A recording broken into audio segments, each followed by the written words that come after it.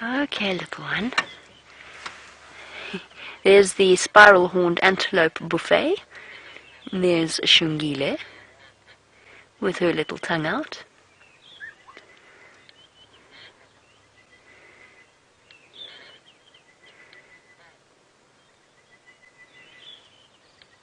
Well-fed little cubs. Hello, you.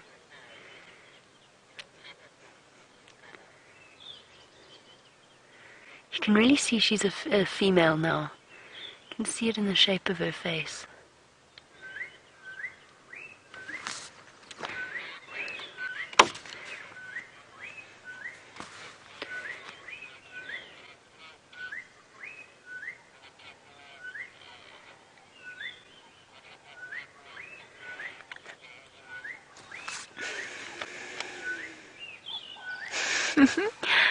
Lala, you were wondering, do female leopards go straight into estrus when they leave their mothers? So their first few estrus cycles, or in Shungila's case, her first few estrus cycles, will actually be false estrus cycles. It's basically her body preparing itself for sexual maturity. But yes, at around 2 years old, then they'll start to go into full estrus, so just after they become independent from mum. And it usually takes them about 6 months to a year before they do actually fall pregnant with their first litter of cubs. Hello, Karula. There's Mum. Now, it is quite a tricky spot because we're staring straight into the sun. So if you're wondering, it's just because it's the only position that we can get at the moment.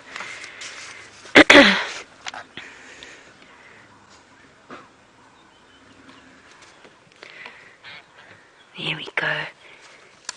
Hello, gorgeous.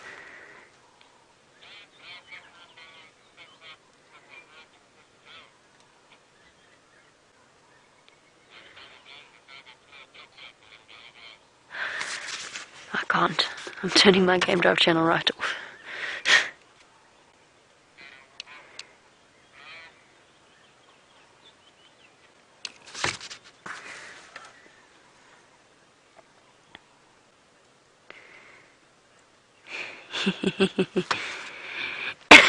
So Emily's thinking about comparisons between our lovely leopards and humans, saying that I was saying that females leave their mothers earlier. Is it a bit like humans, with girls maturing faster than boys? And yes, it is, actually. It's quite similar. So there's a lot of research that's done into the adolescent human brain and the way in which it works, and it's pretty... I don't know if it's fair to say it's as an overarching statement, but as a general rule, boys certainly don't seem to mature as fast as girls do. What do you think, Liam? You're a guy. I'm still maturing. You're still maturing. There we go. Okay. So, Liam coming through with an honest answer. So yes, it is very similar to humans. And lions, in a way. Though the young males have to mature fast because they get kicked out, whereas the females can stay in the pride.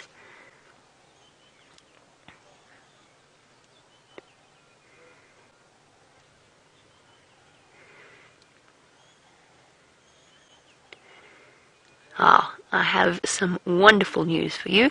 I do need to spend a little bit of time on the Game Drive channel, but luckily for you, Brent has a special surprise this morning.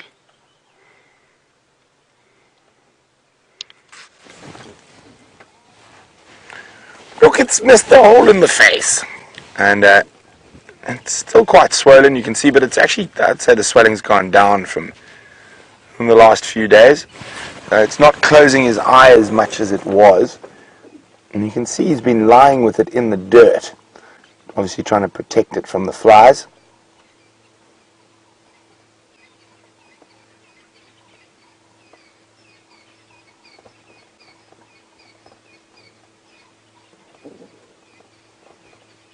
And he's definitely looking more comfortable. He's not playing with it as much as he was. Now, of course, he is not the only lion we have with us. Not the best view of the female at the moment. And there we go, it's the youngest Nkuhuma lioness. And she's eating grass.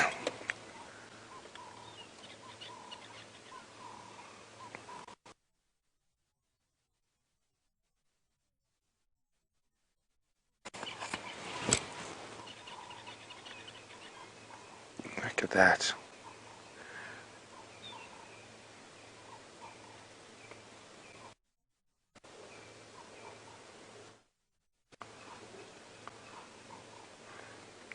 So it's not that uncommon to see the big cats occasionally eat grass to aid with digestion. And they've been digesting a lot of buffalo meat. Oh, is she trying to slink off without the male spotting her? Now we're not sure where the rest of the pride is. I think they're still further to the west of us, where we had those tracks earlier. Just see if you can see a bit better there while she munches on that grass. You see, there we go. He's keeping a close eye on her, making sure she doesn't try to slink off.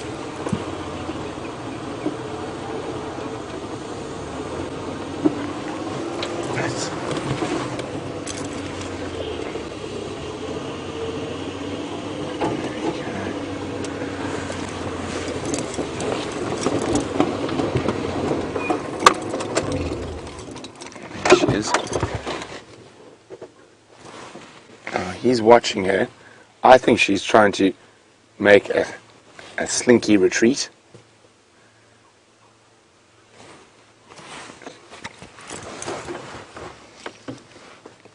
Now, as I said, that from their behavior, they seem to be, oh bless you, towards the end of their the mating cycle. So she's coming towards the end of her estrus cycle. And there's not too much aggression in the mating.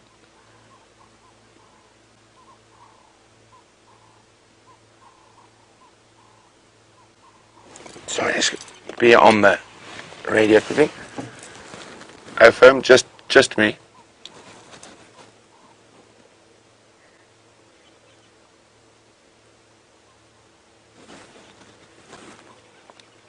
Copy. Looks like maybe she's just looking for some more green grass there. Oh, there we go.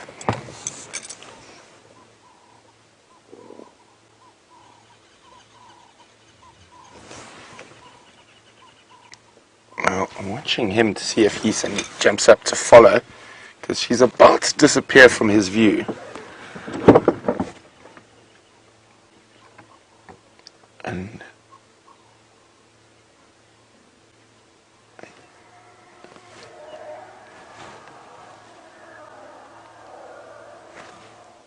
wow, now, that was an upset elephant.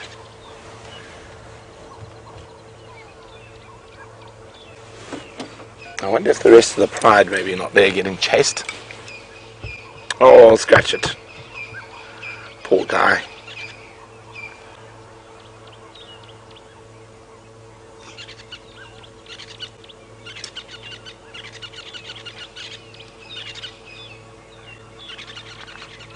That's cut quite a regal figure in the early morning light, sitting atop the Buffalo's Hook Dam wall.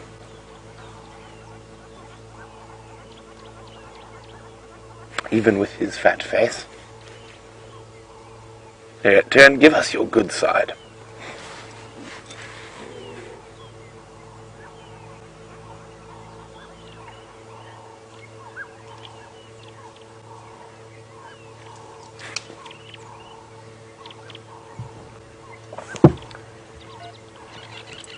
Alright, Thomas in Pennsylvania.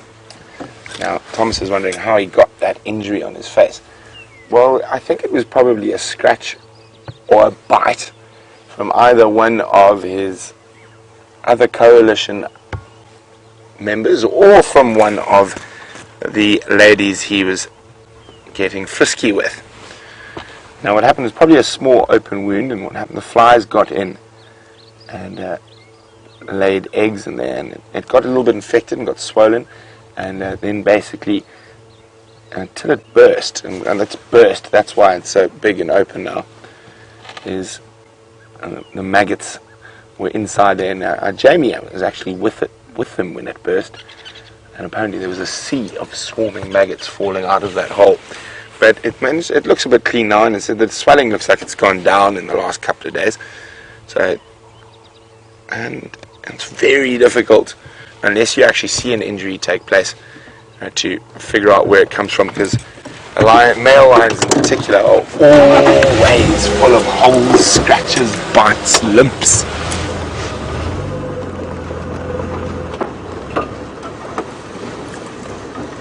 Now, she's disappeared. I can't actually see her. She's gone right down into there. I'll have a quick look where she is, and we'll come back to him and keep an eye, see if he decides to follow her. As I said, just judging from the baby, it looks like getting towards the end. Oh, there she is.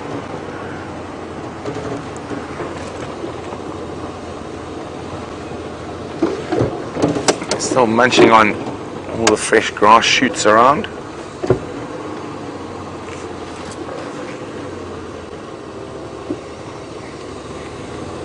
Okay, I just want to pop my head over the dam, because we actually haven't looked into the waterhole yet, so you never know what could be there.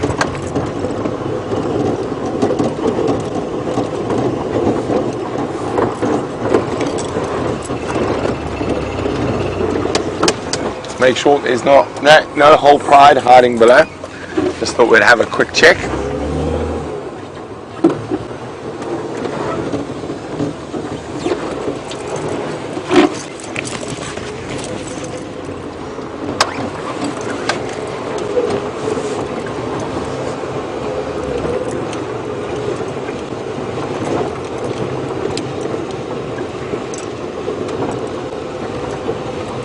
Now I heard there's another male just lying up on Twin Dams Road. I wonder which one that one is. So that means there's at least 2 Birminghams. There could even be 3. How's that for you, Jean-Andre?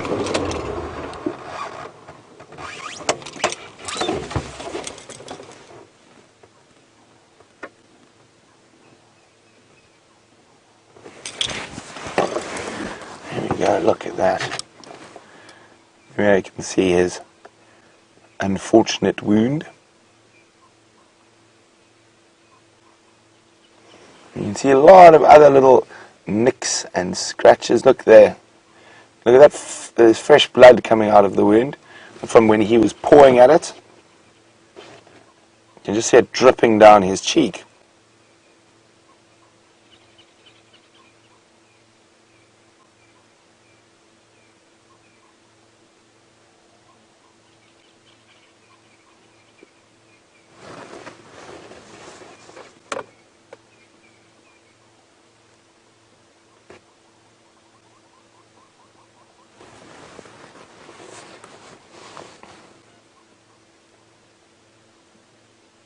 Just go in a bit closer on that wound for me there, Jean-Andre. No, thank you, thanks for it. Whoa!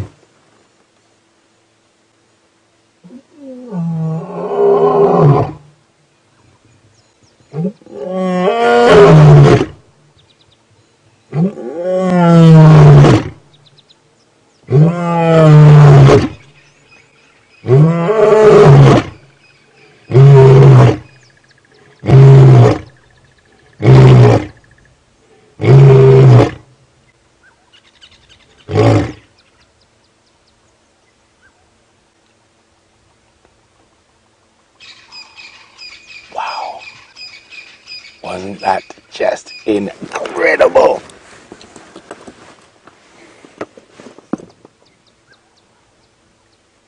I mean, literally, it vibrates through your body. Sorry, everyone on the radio is saying, oh, you can hear lions calling. I've just got to let them know it's the lions I'm with, not some other ones.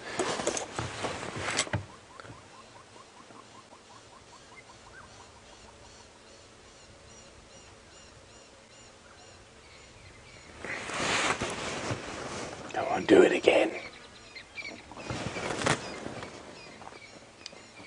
Taxa was the Ngala at Buffelshoek Dam who were calling.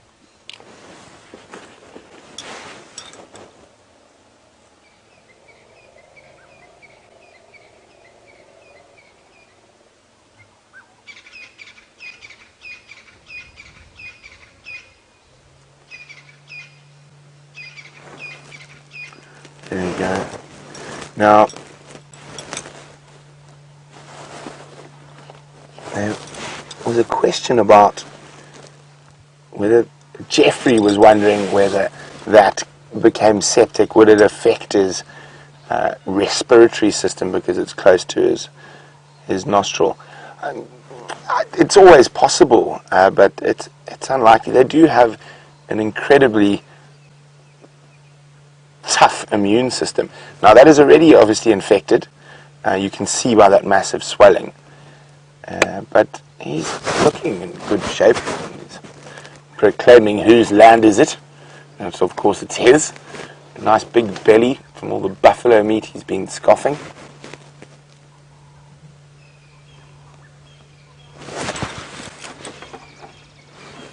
Oh, is he going to give us another roar?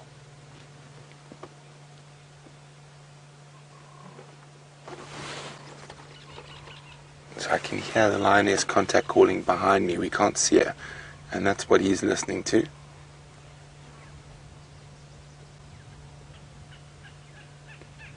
She could be looking for the rest of the pride.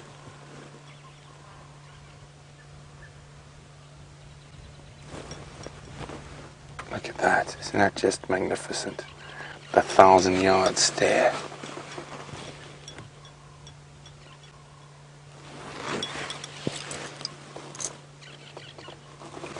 Now that roar was quite spectacular and quite late in the morning. They don't often roar this late on.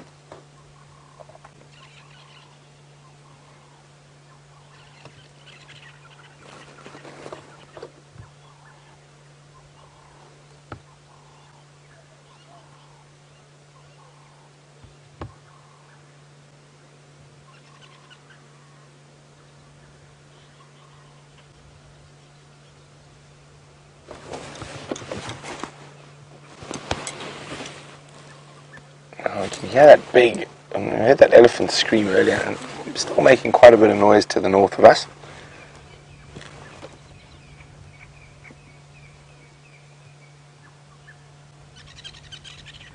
That lioness is slinking off. I wonder if he's going to follow her. So we can just make her out over there. There she is.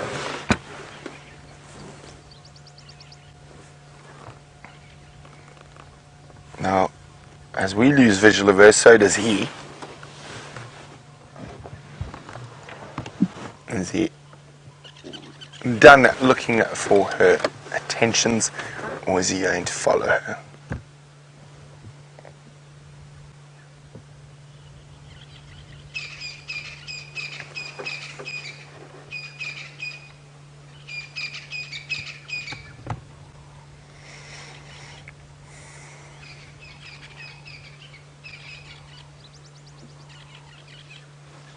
He's gonna follow her.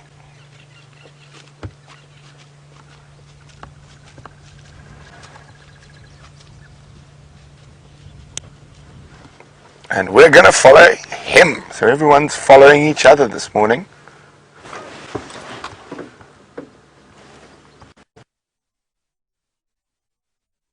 Area there. Now Aubrey's just arrived, so I'm gonna let him go first.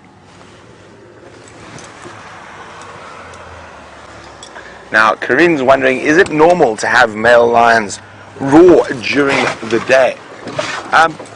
It's not abnormal, it's just less common. So one of the reasons lions normally roar in the early morning or at night is because the sound is able to travel much further. He was responding to another lion that was so far away we couldn't hear it. So I heard from the guys in Buffelshoek that there was lions calling near the Kruger-Manuletti boundary, and literally not even 30 seconds after they said that, he started. Let's go see where he's gone.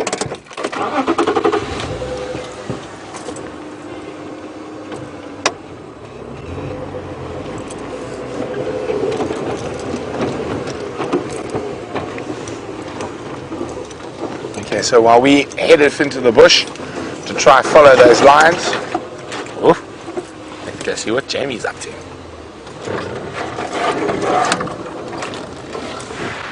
So while Brent heads into the bush, we have finally made our way out of the bush, and we're just trundling along. So unfortunately, I kept saying we were going to have to leave the sighting. Finally, we actually did have to leave the sighting, as one of the other vehicles decided to move in. So we've moved off, given everybody the opportunity to spend a little bit of time with Karula and her cubs. We will, of course, be returning straight back there at the start of the sunset safari, I imagine. So for now, I'm trundling. I'm going to have a quick look to see whether or not the wild dogs have gone for a drink at Galago Pan, and if we don't have any luck there, I'm going to go and look for Tingana. I think it might be worth scratching around Arathusa for a little bit. Well done, Wendy. Good job. It's a beautiful morning, and that was definitely a sighting for the books, as VM said. That was incredible surprise. What's running? Oh, it's a Dacre. I thought for a second we were going to get lucky again, but that was a little bit hopeful. Where are you? Lost it. Ah, it's gone. Off it goes. Right, so I've had surprise wild dogs with Karula twice now. Surprise wild dogs at Arathusa with VM. Surprise wild dogs at the hyena den. Just in general, wild dogs have a habit of showing up where they are least expected.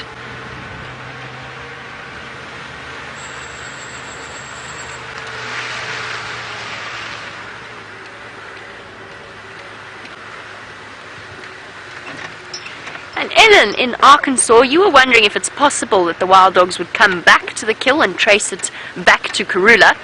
It's possible. It is possible. They'd probably figure out what was going on, and they might head back in that direction just as they're heading back towards Buffelshoek, where they seem to be spending a lot of time. The chances are they won't, though. So once a wild dog is finished with a kill, they're finished with a kill. They're off and they're searching for the new one, and because they have quite a high success rate in terms of hunting, it might not be as high as previously thought, but they're still incredibly successful. They don't need to bother about the scraps. They'll head off, go search for another kill, find another poor hapless creature to catch, particularly in this dense vegetation. That poor little Nyala couldn't go anywhere. But I think it is worth going to check the water sources and keep an eye on the Djuma Dam as well throughout the day, because there is a good chance that at some point the wild dogs might pop through there. You have to be quick though. They tend to be moving constantly. You have to get lucky in that they might have to move right past the dam camera itself. Sorry, I keep looking over my side because there's some odd sounds coming from Wendy. I think it's okay though. We'll check up on it later.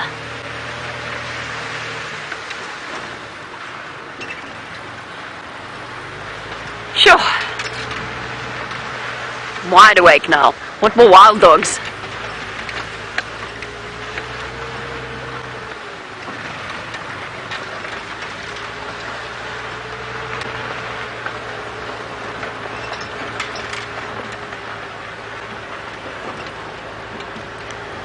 I'm going to go and check the water hole, see what's happening there. Let's head back across to Brent, who's managed to keep up with his lions.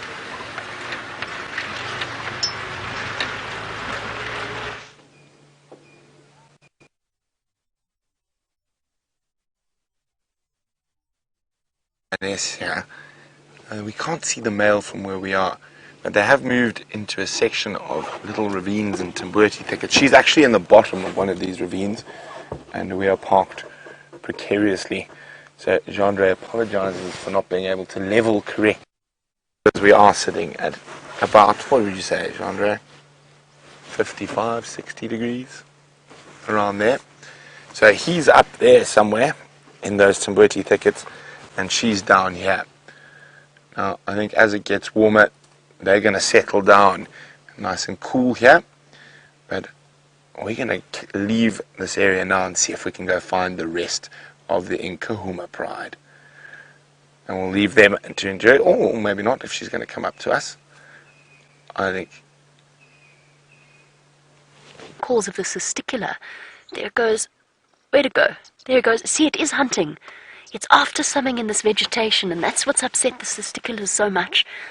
They're rattling away, alarm calling, tiny little birds. And this goshawk is only probably less than this length of my forearm, so it's a tiny little predator. You can see its head casting backwards and forwards, and if you look really closely, I noticed earlier, you can actually see the pupils expanding and contracting as it adjusts to the light, depending on where it's looking and depending on where it moves its head. And of course, that's what makes birds so incredible, is their amazing eyesight, particularly birds of prey like this one. Come on. Still looking for whatever's in there. I don't know what it's chased in there, if it's a rodent or a snake or perhaps a little bird, but it is after something.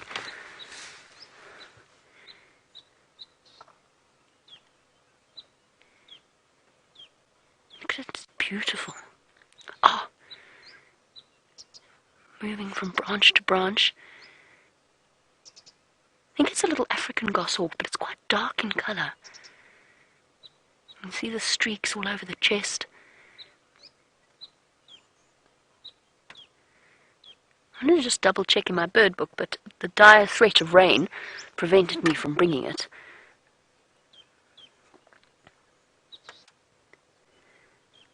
Come on, little bird.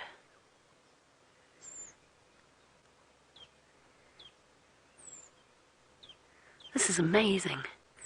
One of the longest sightings I've had with one.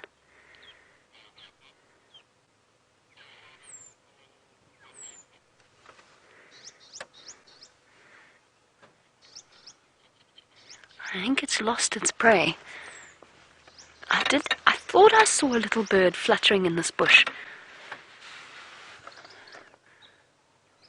It's still intently focused, so I think whatever was there is still there. Or at least this bird still thinks it is.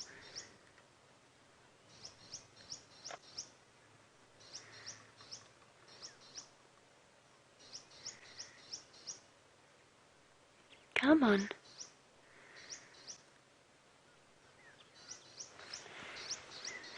Oh, I hope you're all getting some amazing screenshots, because this is one of the longest you will ever see any of the goshawks sitting still. Well, still-ish, in one shot. So make the most of it. Oh, there it goes. Oh, I thought it was diving down. Its balance is incredible. I mean, it's actually sitting on a completely broken branch there. That branch is not attached. It's just held up by the other branches.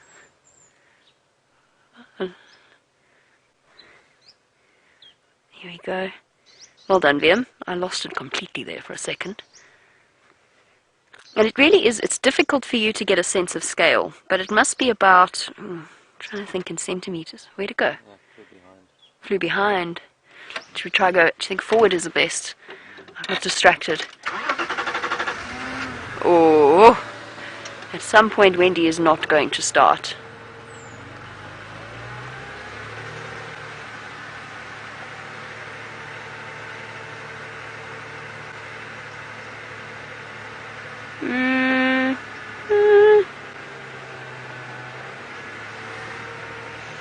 I've lost it. Let me just try going back one more time, just because it is such an amazing sighting. Is it? But there we go, it's back once again.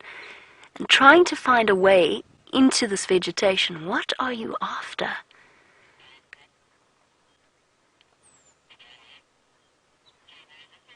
Oh, and gone again.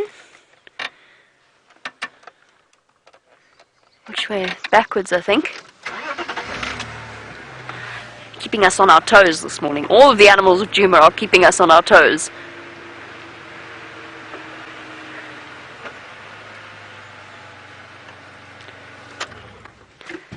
There we go. Still there. These tiny goshawk species are particularly agile. They're very, very good at changing direction and speed. Even when they're flying quite slowly, which is rare amongst the birds of prey. And their small size means that they target little rodents and amphibians as well. But this is amazing. I've never seen one trawling through the bushes like this one's doing.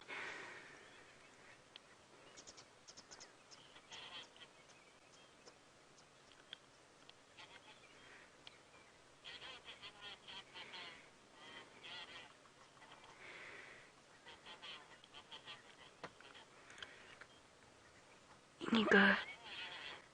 It's almost acting like a harrier hawk, just on a lower level.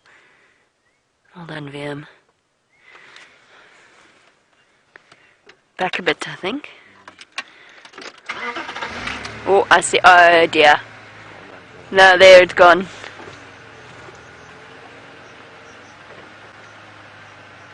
And gone. Very cool. Round of applause across the world for VM's amazing camera work, as always. Okay, let's go look for some wild dogs.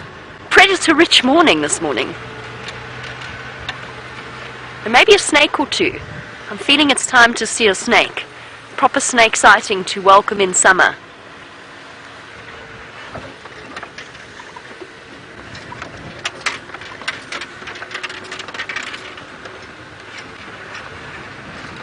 Oh, well, there we go. What a fortuitous comment, because Red Dog wanted to know whether or not we've seen any snake tracks. Yes, I have. I've seen quite a few snake tracks. They are out and about. I haven't seen... Oh, no, wait, I have seen a snake. When did I see a snake? Oh, it was climbing in through my bedroom window a couple of weeks ago. So they are around. We're still not seeing them regularly just yet, but it's warm enough now. There's been enough water. We should be enjoying snake sightings soon. We've had, last year when I first started, well, not quite, I was a couple months in, we had 2 incredible black mamba sightings, absolutely phenomenal.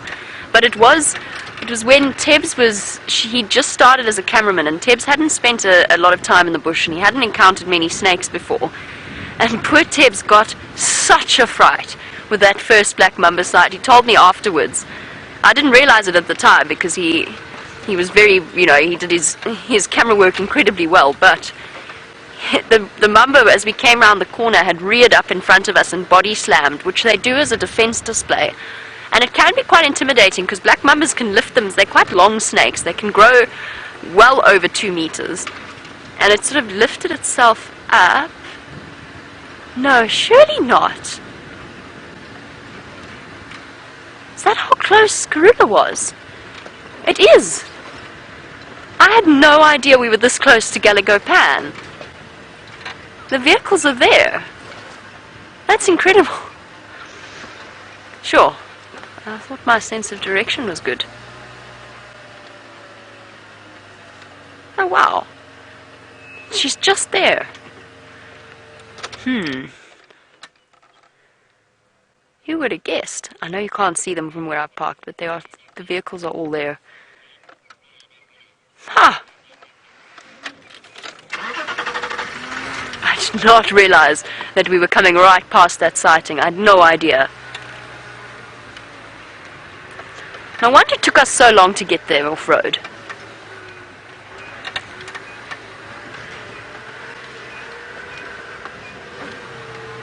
Okay, let's go and check Galago Pan. And the wild dogs might already have come through. Oh yes, I remember what I was talking about. I was chatting a little bit about Tebbs and the black mamba. And he did tell me afterwards, because the snake reared up so it was almost eye level with me in front of the vehicle, and slammed down, and he told me afterwards he was shaking all the way through that sighting. Shame, poor thing. Because of course black mambas have such a fearsome reputation, so if you're not familiar with them, a sighting like that can be absolutely terrifying. Unfortunately, black mambas do have an undeserved reputation. They're meant to be exceptionally aggressive snakes, and whilst they are very, very dangerous, they're exceptionally venomous. But they're not aggressive to the point that they chase people, which is what some people believe. It's actually a very common belief that a black mamba will chase a person if it encounters them. Absolutely not the case. They're terrified of us. As you can see, there are no dogs at Galago Pan. There's no nothing at Galago Pan. Okay, on we go. Let's just do a quick circuit round the other dam, and then we'll head across and see if we can't move through to Arathusa. Of course, the way wild dogs travel, they could be in Cape Town by now. That's a slight exaggeration, but they could be far away. Let's head across to Brent, find out what his plans are for the rest of a very exciting morning.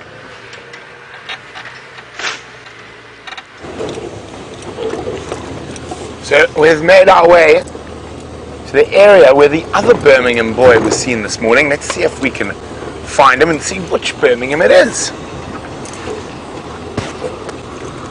So he was around here somewhere.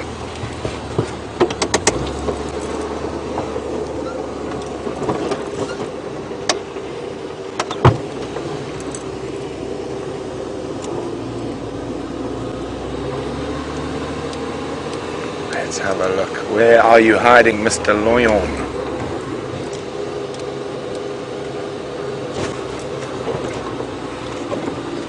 There's an Impala and Vervet monkeys. Now, it was supposed to be... I think, is that where he was lying? Look, was that elephants? Elephants. Just have a quick look around.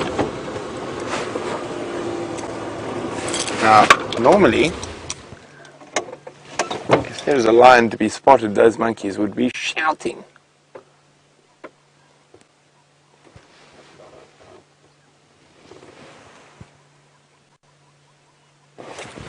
Now, Vervet monkeys.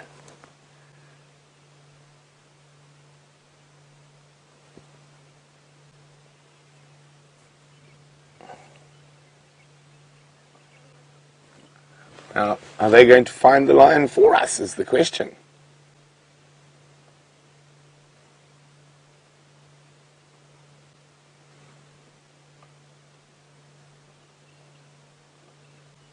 Well, let's look in the Mawati quickly. Maybe he's moved down to where it's cold, to where it's a bit cooler. Hi, Joyce! And now Joyce is wondering if the condition of a lot of the animal species has improved since the rain. Yes, I can definitely notice it in the Impala. They've fattened up quite quickly, and also the kudu.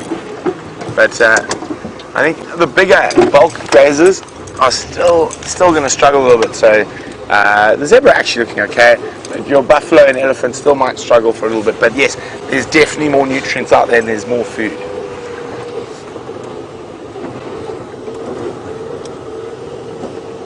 Okay, so they said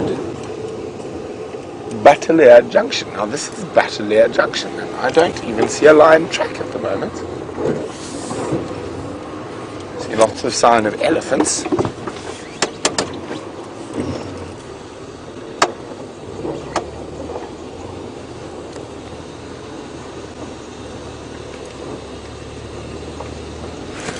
Let's just go have a quick look up here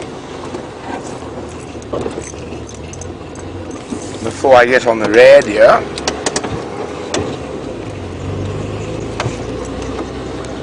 And there's nothing up on this little open area here.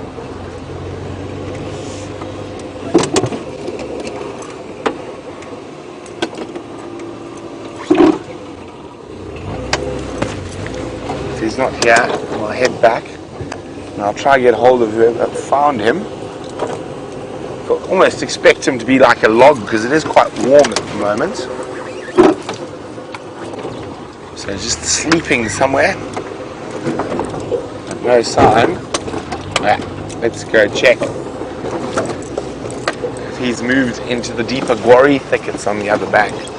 But I did hear some nice birds as I went through there, so let's see if we can spot them.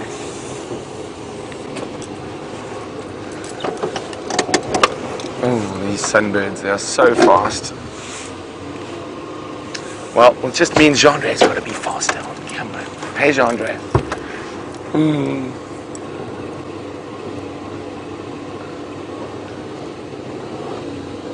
Now, of course, that lion could be lying anywhere about here.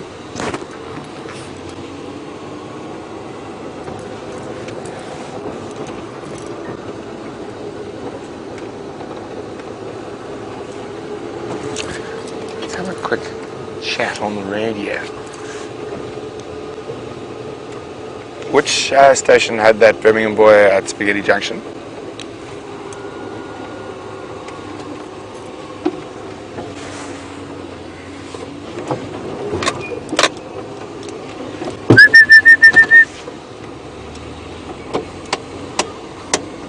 That was a very pretty bird made that call. the orange-breasted bushrat.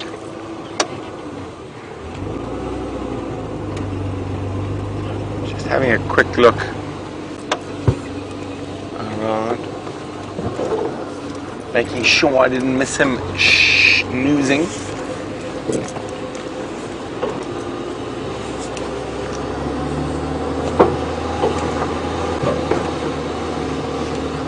Now there's more Impala coming through.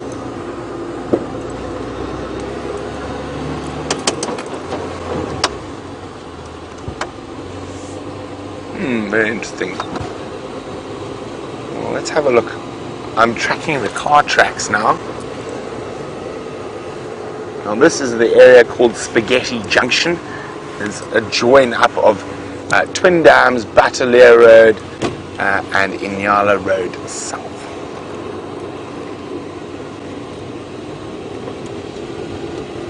So theoretically you could call this the end of Bataleur Road. Maybe. Let's see if we've got any footprinties here. Still don't see any lion tracks or lion. I can't get hold of whoever saw him. Anyway, well, let's go see what else we can find.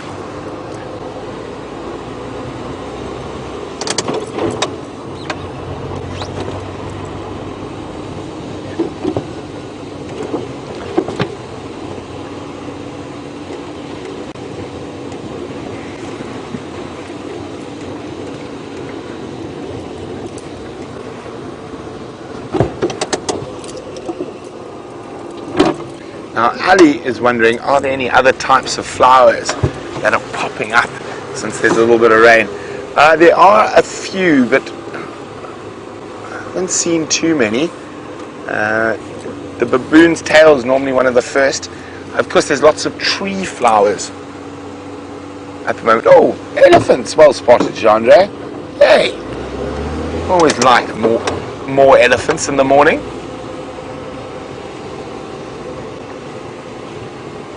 Now, hopefully they'll go down to Twin Dams to have a little splash in the mud.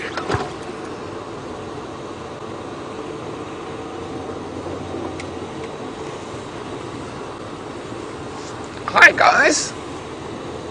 How's the morning going? Munching away?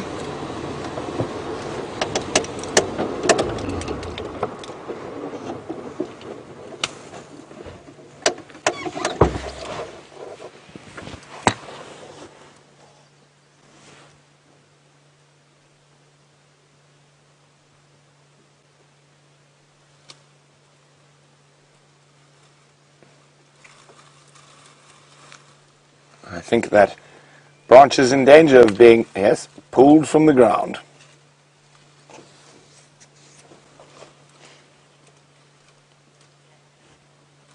Look at that, she's only after the roots.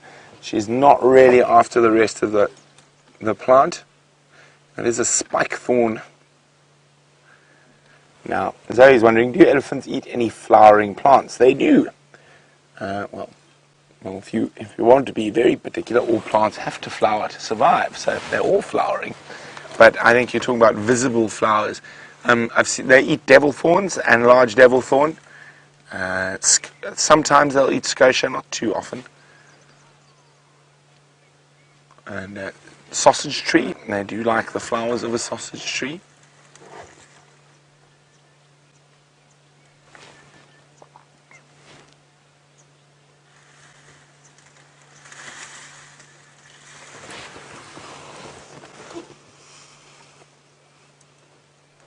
Hello, big lady.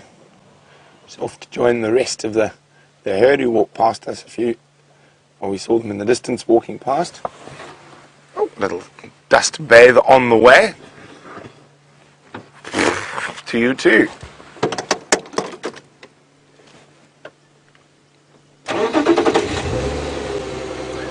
Let's see where they're going.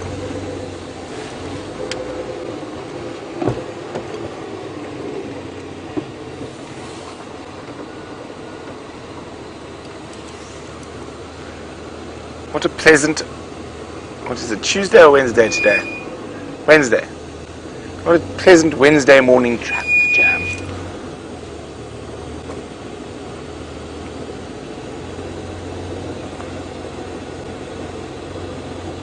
Hello, little one. Oh, you look like you're thinking about being cheeky. Nope.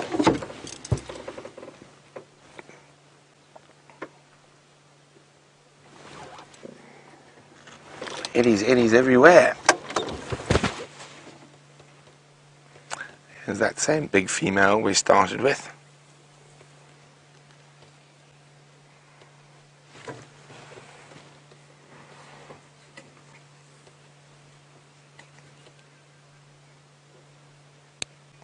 Well, hello, Bobby Ches, who's a brand new viewer. Welcome to Safari Live.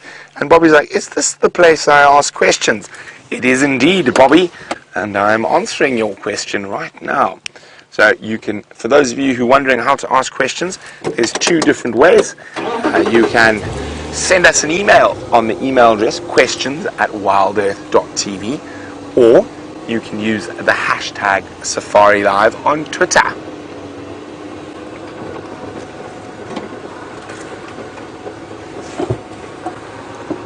Now, I thought I saw trouble, as in a young male chasing another one. Looks like they've stopped there.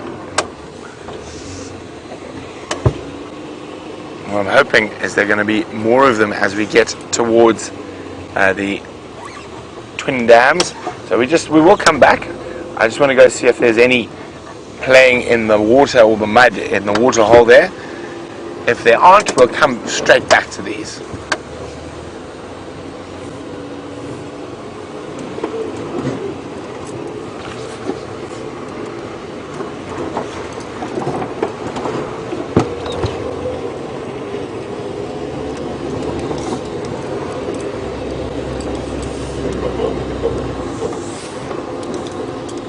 So while we go check the water hole, see if there's any frolicking elephants, let's go see what Jamie's up to. While Brent checks the mud wallows, we're heading across to Red Dam on Arathusa to see what's happening there. Basically just trundling about now. I think our mornings hit a high. Not that anything could happen as we trundle along, but it's nice to just enjoy the bush on a beautiful morning. Well, I'm quite disappointed it didn't rain a little bit. And never mind, we've still plenty of water and still lots of greenery around. I'm going to try and show you these impala, but they're playing very hard to get in some dense vegetation. Alright, let's go see if Tingana crossed into Arathusa from Simbombili.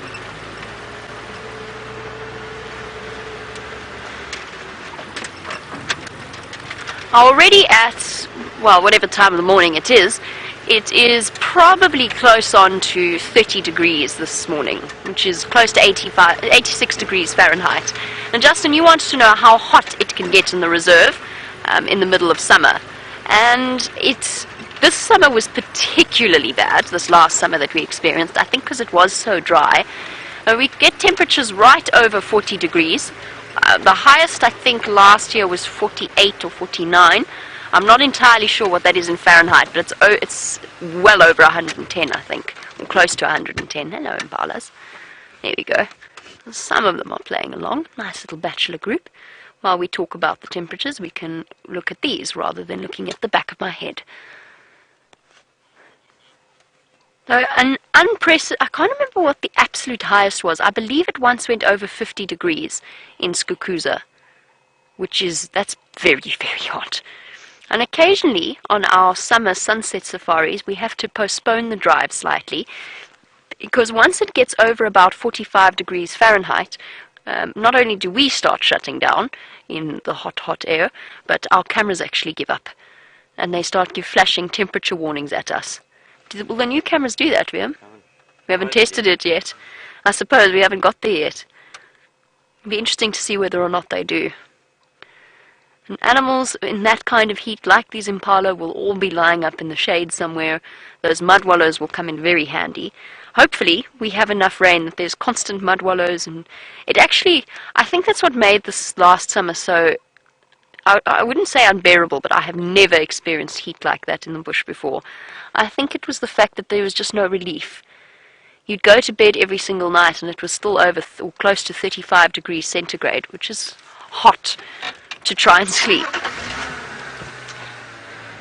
Hopefully this year will be different. And usually you get the very hot summer days and they break, and you have a massive thunderstorm in the afternoon and there's lots of rain, and then it's all bearable again.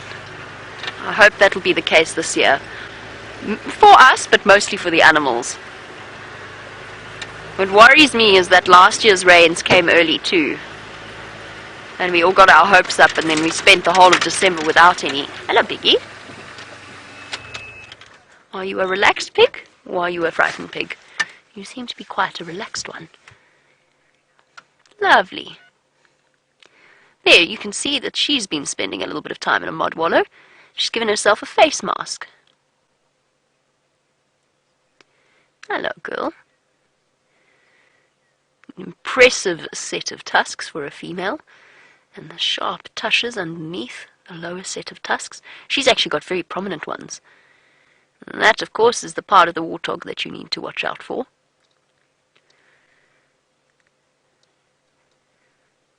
Don't you find it incredible, those of you who've been watching for long periods of time, how all of a sudden we are getting to sit with warthogs?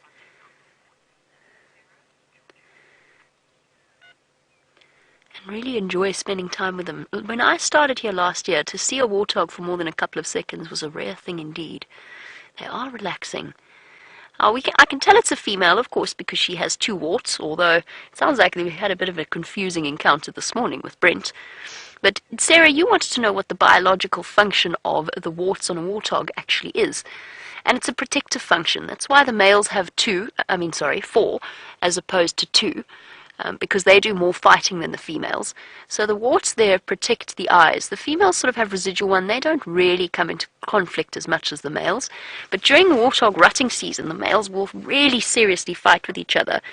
And of course, the bits that are most at risk are the nose and the mouth, because that's close to where they clash, and then the eyes, which are incredibly sensitive. So you can imagine an upward thrust from a tusk towards an eye might be stopped by the prominent warts. Now, in the males, they're much more prominent. They are not warts, as deceptive as that name is. It's not a wart, as we know it. It's a combination of grisly cartilage and connective tissue.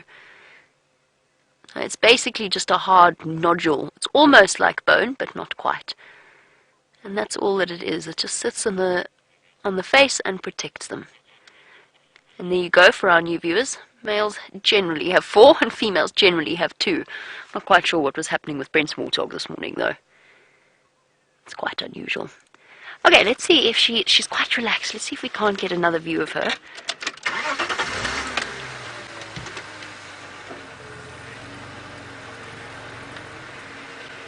Hello, girlie.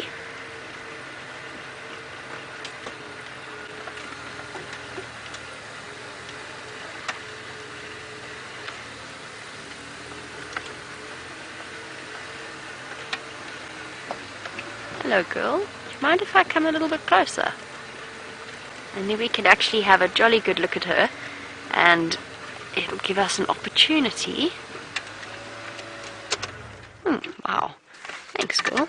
An opportunity to answer David in Napa's question on this sunrise safari. So morning, David, and thank you for your question. David says that, or asks, if it's like with zebra, where if a zebra's mane flops to the side, it means that they are not in a good, healthy state. And he wants to know if it's the same with a warthog. And no, the answer is not really. Their manes tend to flop or to stay across their backs, and are erected when they're running away from something to make them look bigger and scarier, which does work actually. They do look pretty scary when they're trying to intimidate something. But David, it's not like zebra, although, that being said, the warthogs are probably the creatures that have one of the animals that really struggled the most during this dry season. So the easiest way to tell a warthog's condition, and they do of course have similar digestive systems to the zebra. They're not ruminants. They are gut fermenters. I think they are hind gut fermenters. So I can understand exactly what you're saying, but they have a different collection of bacteria, so they don't get as pot-bellied as the zebras do. And their diet is slightly different as well. So that's why with zebra the only way to tell if a zebra is in bad condition is if its mane flops. But with warthog, you can see it quite clearly. Their hip bones start to become very prominent, their backbone, their spine.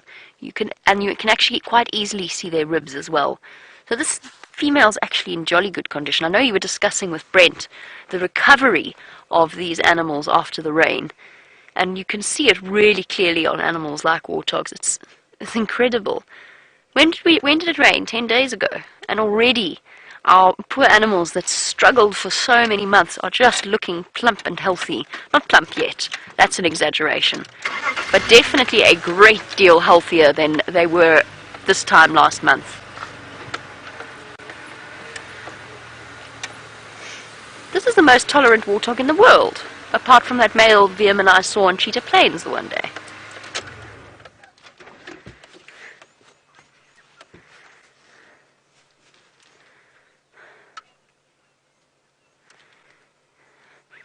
And well done, Justin. Yes, you are spot on. You wanted to know if the hair on the side of their cheeks is shaped like that in order to imitate looking like tusks from a distance. Yes, that's exactly why they have it like that. It's even more prominent in the little ones to make them look as though they've got a big scary set of tusks.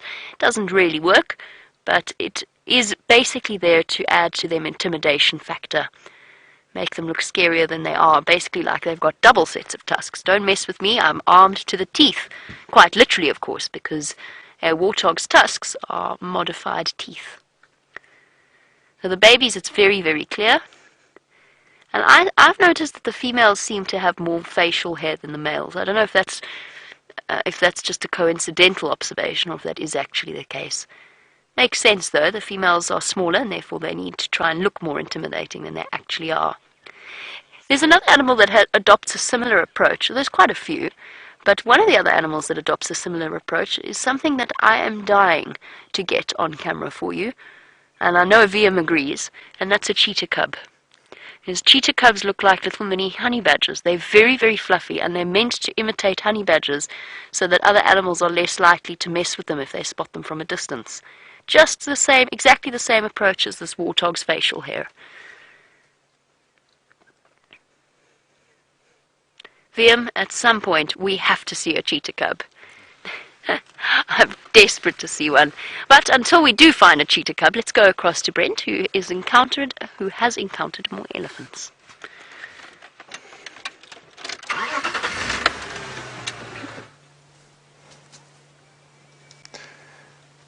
Unfortunately, no elephants frolicking in the mud, so we came back to the elephants we were with a little bit earlier. Now, they are quite spread out and they are in very thick bush. I'm hoping they can give us some views, and as I say that, they disappear. So we've still got one bottom to the left.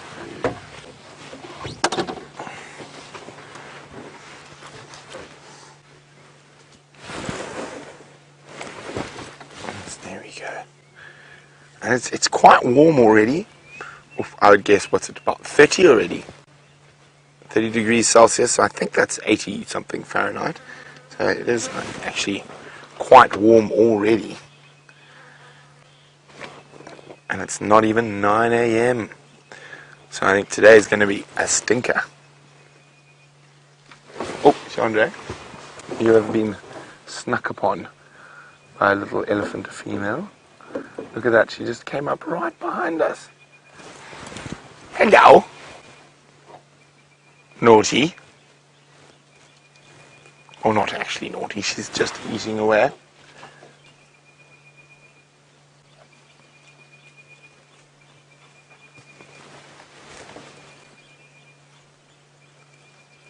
There comes the foot kick. Oh, sorry. Oh no, she's too close. So, where's that one? Oh, there's another one popped out of the Timbuti thickets. So we do have... Oh, she's... That's why Jean-Ray can't see the foot kick, because she's too close.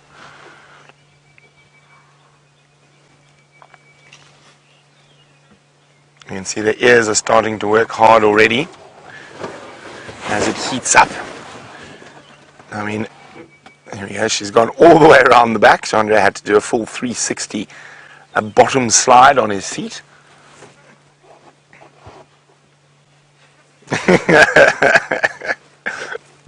They definitely do have a panache to them, elephants.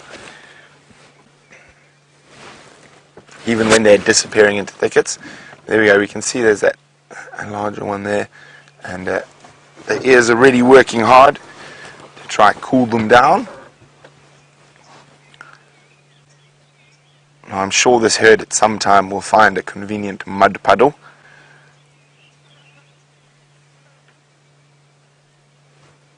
To cool down in, spray and frolic in the mud.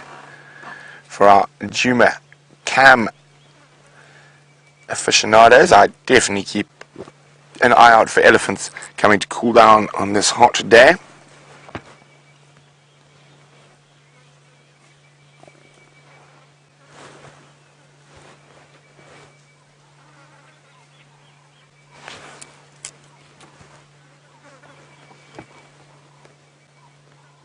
Now, well spotted David. Now David's in Napa, California. Is that dried mud on the elephants already? It is, David. It's probably from yesterday, though. And if you look carefully on every elephant, there's normally a bit of dried mud somewhere. Here you see the flapping. Now, it's amazing. I always find it amazing that a single elephant's ear can hold about 8 liters, which is just under 2 gallons of blood, as they pump it through to cool down.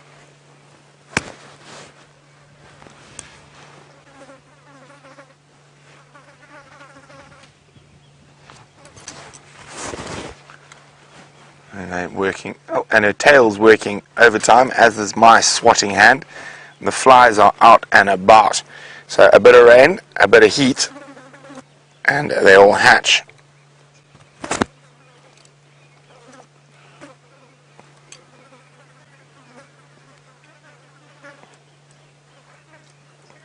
Now, fortunately, it doesn't seem like they're stable flies for the moment. So, no one biting me yet. So, great focus. I got one. That's the joy of having hands. And one advantage us as human beings have over most of the animals is that opposable thumbs, and we're able to be quite quick. Let's try to see if we can get another view, but I think these Ellies are almost disappearing into the thickets now. There we go, that's not too bad. Hello. Big lady. Oops, sorry, John.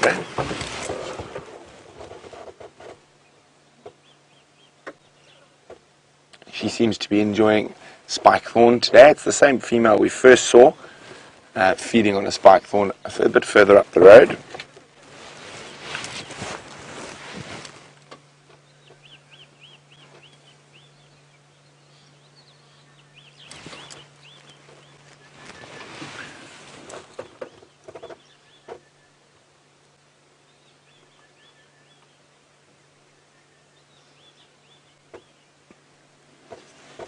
Such a peaceful setting, and elephants do tend to instill a bit of peace in one.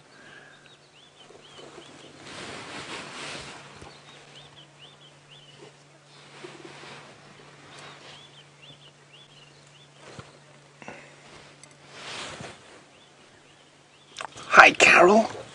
Now, Carol's wondering, do we ever find elephants sleeping? On a hot day like today, Carol, and it's actually quite possible, if you find a breeding herd in the afternoon, the adults might still be awake or dozing, but the little ones, they'll be sleeping. Oh, hello. She's taken the whole tree with her. Uprooted the whole little spike thorn.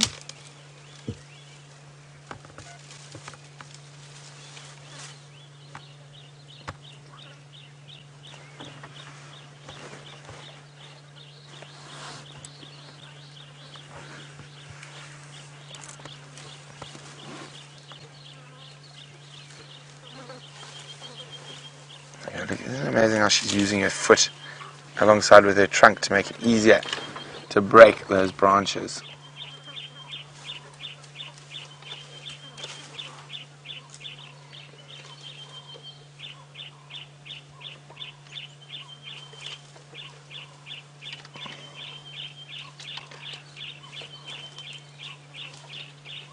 There you go, spinning that branch in her teeth, just removing the bark and the cambium layer, the area that holds all the nutrients.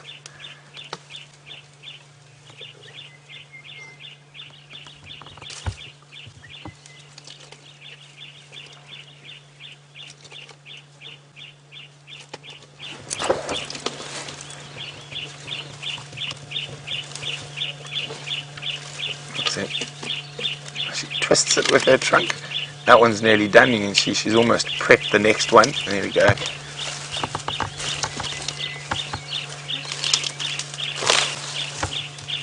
There you go. Out it goes. In with the next.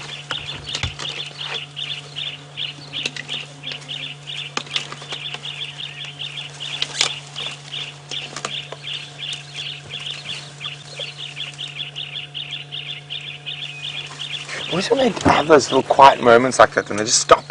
I almost think they're listening to something another elephant's saying that we can't hear, of course. A lot of elephant communication is in very, very low decibels.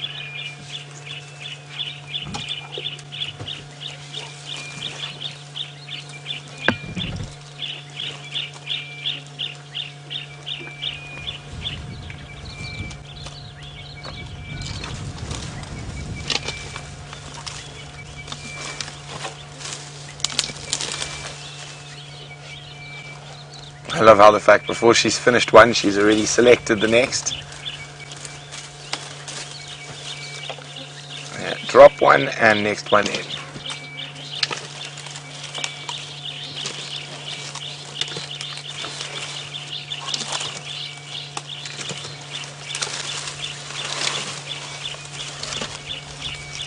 There you can see it selecting the next branch.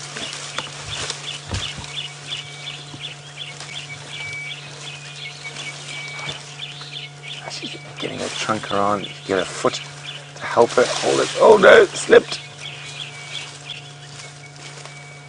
Again. She's just putting her foot on there to keep that still while she's breaking it. Oh, now she's using both feet. Isn't that incredible? One to keep it still and one to help her break the branch. Clever girl.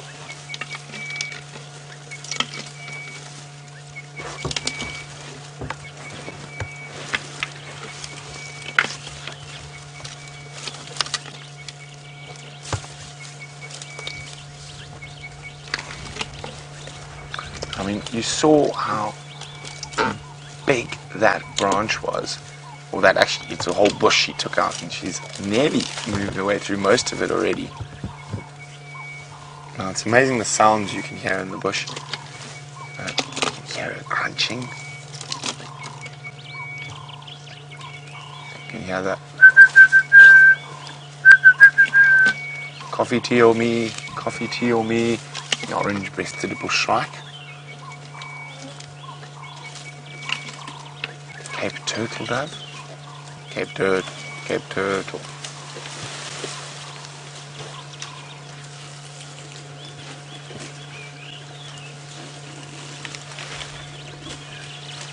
Birchill starling, white-browed scrub robin.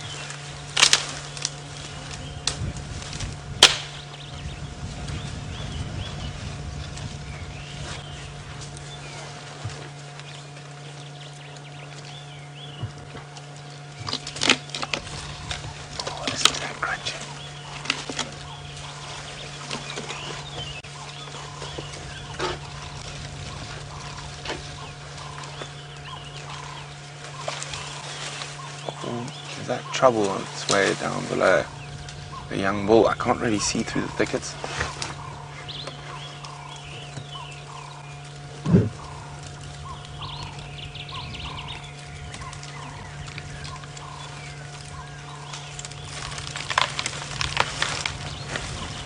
And you can also hear the other elephants that we can't see feeding in the thickets around.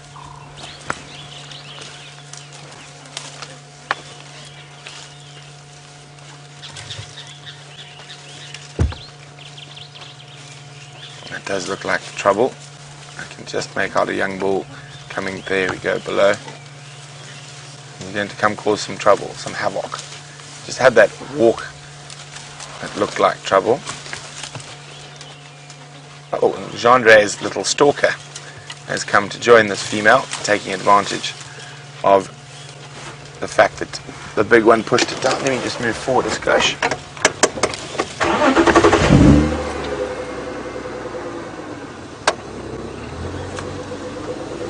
How's that, Gendre?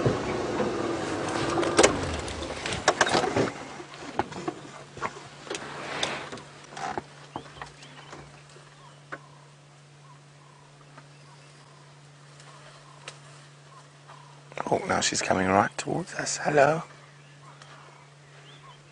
Big girl. She is a very big female. Listen to that talking.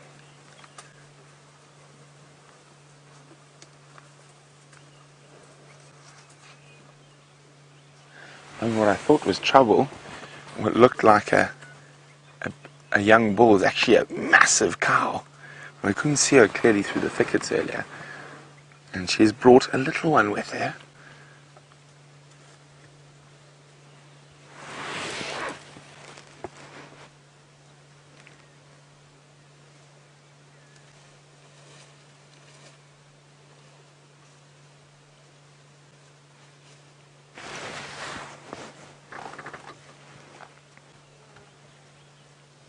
Oh, she is a big female.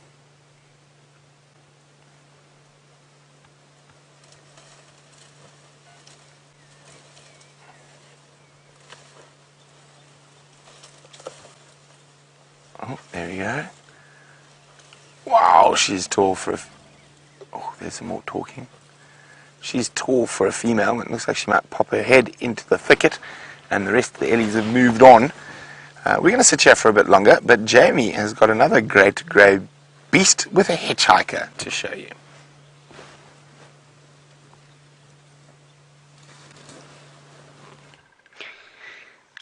We have arrived at Red Dam to find the usual suspects inhabiting it, from the hippopotamus that we regularly see at Red Dam and his cohort of terrapins.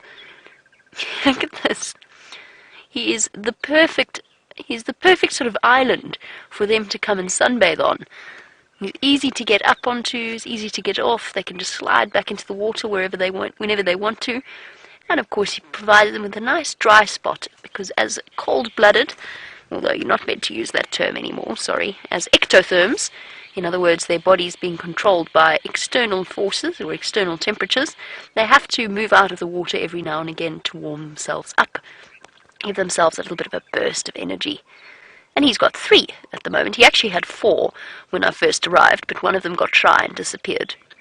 There's some marsh hinged terrapins to keep us entertained, and they are thoroughly entertaining. Interesting. Oh, look, there comes the 4th in the bottom right-hand corner. Oh! See what I mean? Easy come, easy go. Okay, admittedly it's not the most graceful of adventures, but it worked. I don't know what happened to the other one, though, because the one terrapin basically landed on it. Oh, look, it's waving. Everybody wave back to the terrapin.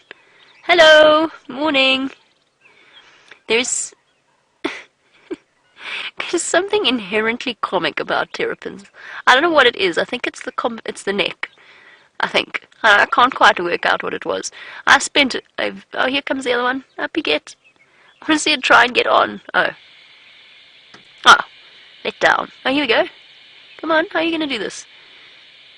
Here we go. Impressive.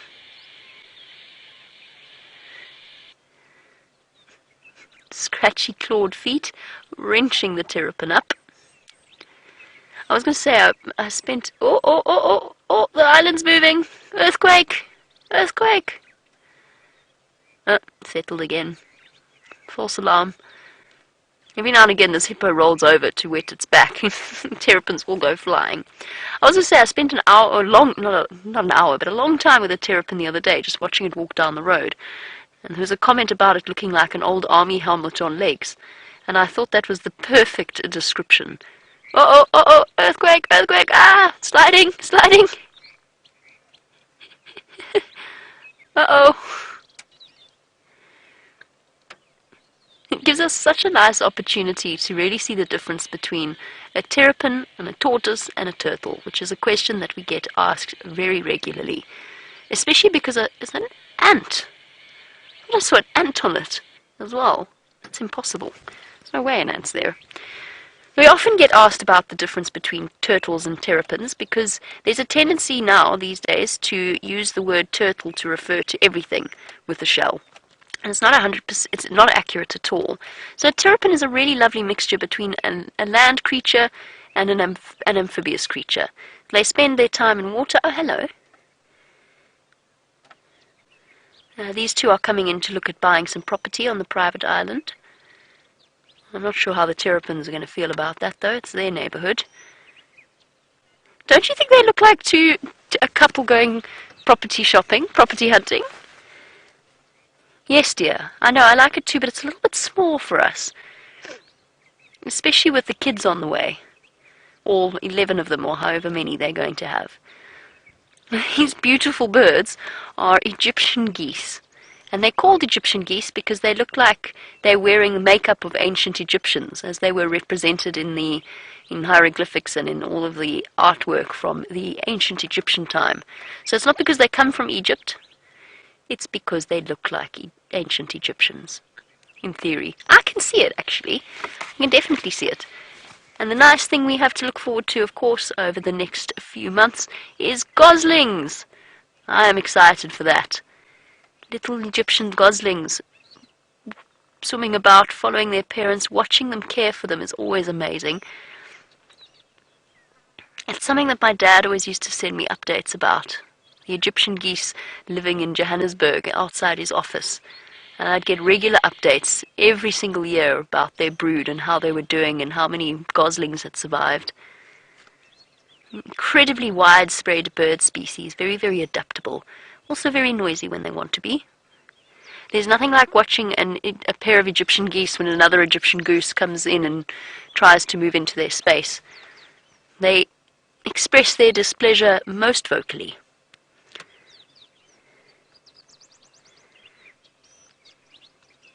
Sifting through and eating the plant matter. So all in all, a thoroughly peaceful scene here at Red Dam.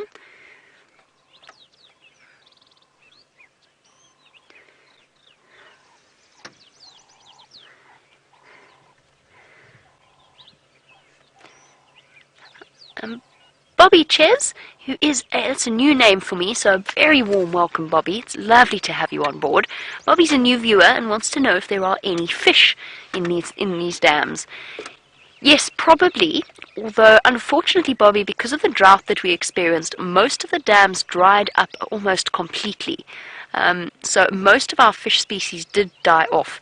However, there are certain species of fish, like the catfish and the killifish, that are capable of surviving even when their water source has dried up completely. And they do that by digging down into the mud and encasing themselves in mucus so that they don't dry out, and then just going into almost like hibernation. It's called estivation, where their body basically shuts down, their metabolic processes almost shut down, and they can survive that way for up to a year. So there's a chance that there's still some catfish in this dam now that there is water once again. They might have survived, but I think the fish stocks are going to be very, very low over the next few months, possibly even the next few years, before the fish population recovers from the drastic losses that the drought caused. And these geese are not looking for fish, they are looking for, they're vegetarians, so they're looking for plant matter, although they'll probably siphon up a few insects along the way. In complete contrast to our terrapins that will be looking for freshwater mollusks and crabs or anything like that that they might get hold of. Tadpoles is a big one. So this water will be teeming with life that will support them. So it's not just fish, there'll be lots and lots of tadpoles, mosquito larvae, freshwater mollusks, maybe, although I'm not sure that they will have survived either, to be honest. Either way, our carnivorous terrapins and our vegetarian Egyptian geese. And if I'm not very much mistaken, I'm hoping that that swallow's going to come back, because I think the lesser striped swallows are around. A nice one for our bird lists, for those of you who are starting off. But I don't know where they've gone. I was hoping they were red-chested swallows. I haven't seen any red-chested swallows, and they must be back. There we go, there we go. Hey! Not easy birds to get on camera, because they just don't sit still. And actually because they can't. They're not good perching birds. They're adapted for constant movement. Right, and that I think concludes our tour of Red Dam. I was hoping Tingana might just pop out. It's happened once, and I feel like we're having just that kind of morning with our surprise wild dogs. But no such luck.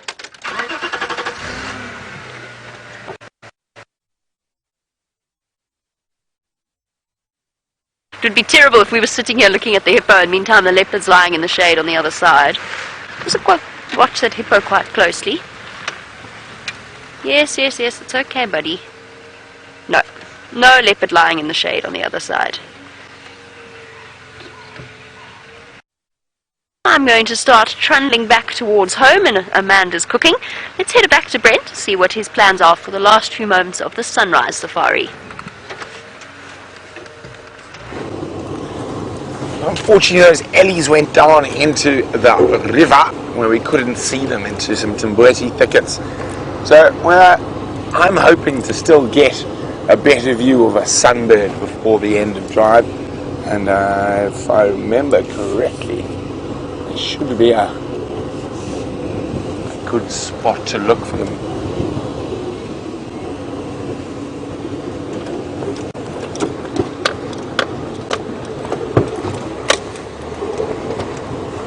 So here we go.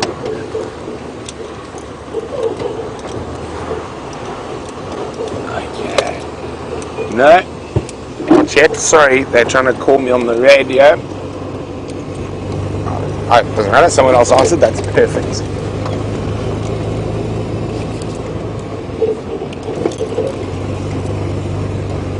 Now, early this morning the birds were very chirpy, but they're already starting to slow down as the day heats up. As I said, I think it's going to be quite hot today. How hot do you think it's going to get today, Jean-Ray? How hot do you think it'll be at the sunset safari? At the start. It'll cool down by then, so 33. Jean-Ray says 33. I think that's a very good call. Anywhere between 30 and 35, I think, is a good call for today.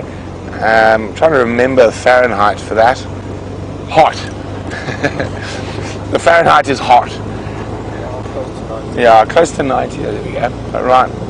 91. There we go. Thank you, Louise. So there we go. So hot, which is I'm so happy about. I don't mind being hot. Much rather prefer it to be hot than cold. I don't know how many times more I can say hot.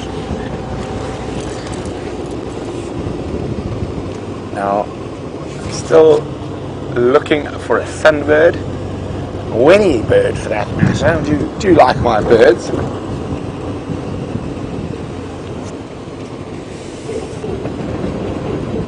And of course, Jean-Ray is already getting worried because butterfly season is starting. Did you see a butterfly, Jean-Ray? Oh, are you sure you didn't see a butterfly? There we go. Oh, he's too quick for you, Jean-Ray. Back, let's see. There we go. So Jean-Ray's horror season begins when the butterflies start fluttering by, and he has all of us going there, and they are very quick. But there we go. We do have some birds.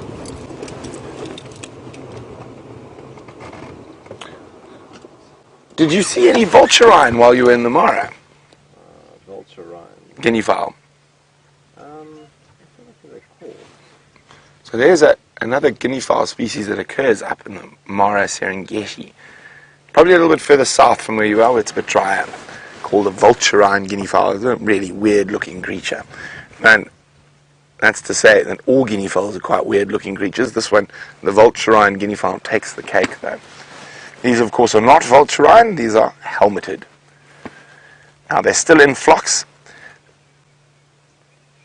and in the next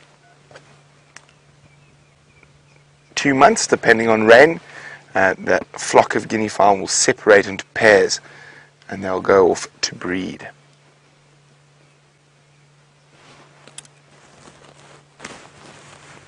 They are great seed eaters, so they eat lots of grass seeds, but of course they're not Catholic in their diet. They also feed off various insects that they can uncover as well.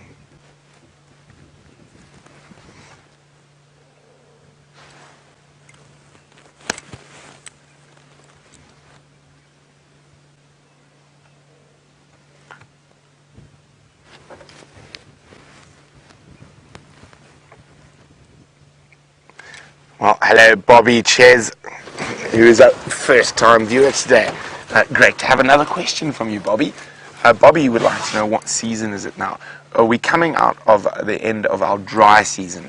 So we don't really have autumn and spring out here. We've sort of got summer and winter, and in that summer is wet and winter is dry. So we're coming out of the dry season and into the wet season. Well, we got early rain this year. Normally it's a little bit later, and hopefully we get a bit more. And this green flush we've got here wasn't here a week or 2 weeks ago. It was literally barren. There was not even, you could barely see a blade of grass in this area. But this little flush has done wonders for us.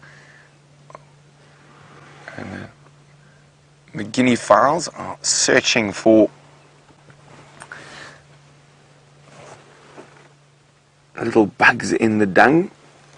Now Birdie, not the birdie on the screen, but birdie watching, says it's so awesome to see the landscape go green. It is one of those sort of reoccurring miracles out here in the African bush, the change from wet to dry. But from Jean-Ray and myself, and of course the rest of the Safari Live team, we will be seeing you in a few short hours for the Sunset Safari, and there's lots to look forward to. Lions, leopards, elephants. Hopefully those wild dogs are still around, but only time will tell, because of course this is live and we can't script, we can't plan, and that's what makes this so incredible. You get to witness Africa at its most raw. But from us, have a good look at the guinea fowl, as we say, toodaloo.